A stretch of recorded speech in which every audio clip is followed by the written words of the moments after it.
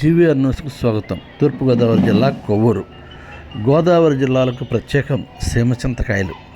ఈ సీమ చింతకాయలు గోదావరి జిల్లాల్లోని లంక భూములలో మాత్రమే విరివిగా దొరుకుతూ ఉంటాయి.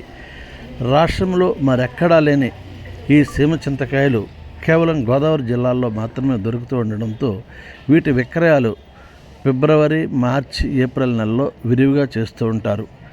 పచ్చి సీమ చింతకాయలకు మంచి గిరాకీ ఉంటుంది. ఇవి షుగర్ పేషెంట్లకు దివ్య ఔషధంగా పనిచేస్తూ ఉంటాయి. సీమ చింతకాయల్లోని గింజలు బీపీ ఉన్నవారికి ఔషధంగా వాడుతూ ఉంటారు.